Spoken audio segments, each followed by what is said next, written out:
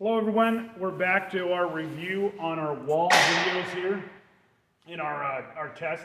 This is a test for our organization, but we're going to be going into we've done the plug side, so if you haven't watched the plugs, go back, watch the plugs in GFI's video.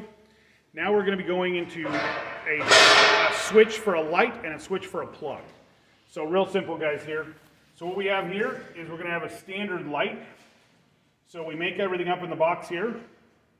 We're going to send our neutral and our hot over here to the switch, okay? Now remember, every box must have a neutral in it, okay?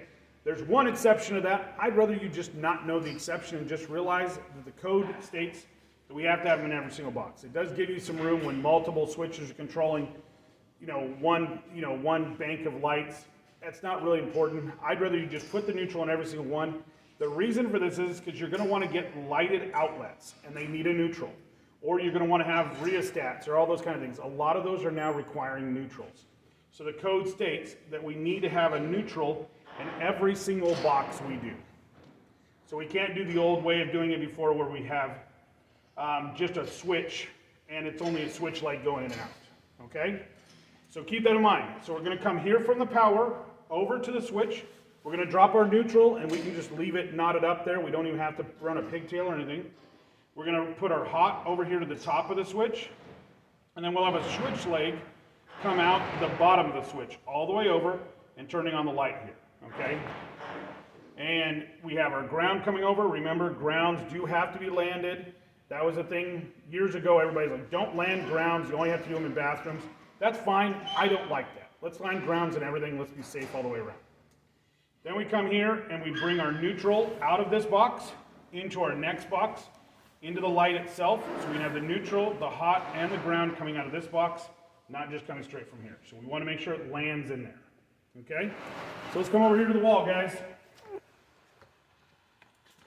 So we're over here at the wall. So just kind of so you guys know, it does not matter whether we put the hot and the switch leg, either or, in a single pole switch. It does not matter. There is an orientation to the switch though, which is based on and off. So on, you'll see it come up. Off, you'll see it go down. You want to make sure we're following that to the T. So we want to make sure that we're always getting our grounds on there nice and tight. Okay? So we have a switch here. Now this is just going to run this light, but we're running power from this switch out to other switches. So we're going to want to make sure we make up all of our neutrals. Remember, they have to land in the box, but we don't have to use them. Oh, and just so you guys know, we have safetied off our system over here, so it can't be used. Just for all you guys out there that are going to scream and say, we didn't do that. We did.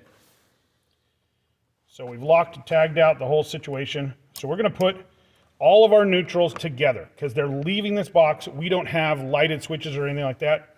But if we did, we'd have to pull a pigtail off to the switch. Then we can go ahead and do our grounds. Now I'm going to put our grounds, which I don't care for Wagos for all kinds of reasons, but a lot of places are now requiring this. So we have a Wago here, and we're going to Wago all of our grounds together, okay? Whoops. We're going to do the next one here, and our last one. Now we have our neutrals done and our grounds. We can go ahead and move over to our hots, okay? So for this hot, I'm going to make up all the hots, the hot coming in, the hot going out to the next item, and the hot going to my switch. So we're going to go ahead, another 3-holer. Going to go here, put our hot coming from the power, and our hot going out of the box over to the other switches that are in the line. And then we take our last one here. This is the switch leg going up. So it's going straight up into the light here. Now this can be done in a couple different ways, like we were talking about. We'll talk about here in a second in a switch. But I want you guys to always do this: power in, power out, and not do you know, deadheads. Okay, so let's get our grounds in there first. I'm going to twist those all up, push those all the way to the back. We're going to do our neutrals next. Get those all the way in there. Remember, there always must be a neutral in every box, so they have the ability to do that. There's some exceptions. I don't care about exceptions. I care about 99% of the time, and that's how I teach. It's hard to remember things. If we need exceptions or a customer wants an exception, whatever that may be, we can then look up to see if there's exceptions.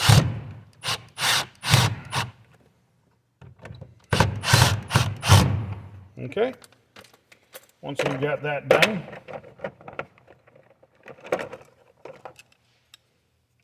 put our cover back on here. Use our wobbly screwdriver here. These are a lifesaver if you guys have ever done plugs and switches all day long. It's one of those things I just recommend you get used to, and your wrist doesn't end up being toast by the time you're 25. Okay, so straight up and down on the screws, just because it looks good. That's what we want to do, is look good. So that one's going to be all good. Now we're going to do another one here. We're going to come over here and talk about a switched, plate, or a switch. So this is what you'll see a lot of times, which is it's an in and out. So you'll see these in houses. This is technically a violation today because it doesn't have a neutral coming. And you will also see this a lot, where you'll see that the white is stated to be a neutral. It is not a neutral. It is a switch leg. So we're going to mark that, showing that it is a hot. And we do have to mark that by code. So we're going to go ahead and mark it and just say, yep, we have a stripe here. We can mark it with paint. We can do whatever you want. I like tape because then I don't get it all over me.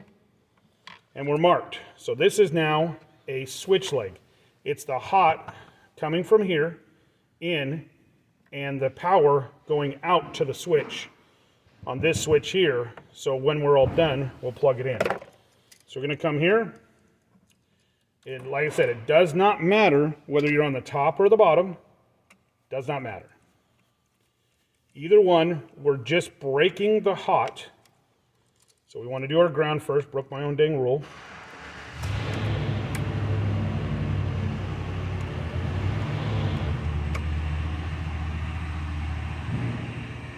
Okay, we're going to tighten down the ground here. Sorry for the noise in the background, guys.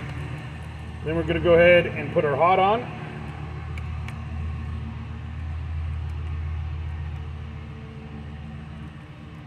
Tighten that guy down.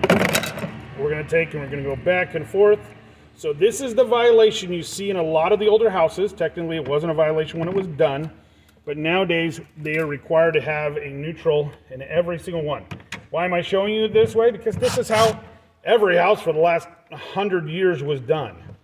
So just kind of keep that in mind. But it is a violation. And I want you guys that watch the video, that are watching us do this, catch it, okay? You guys should be able to come to the class and go, hey, look, now that I'm doing my test, what's the violation? I'm going to test you guys to see if you guys watch the video. It's a simple one. It's there. It's easy. I'm going to go ahead and put our screws back in. Going to come in here.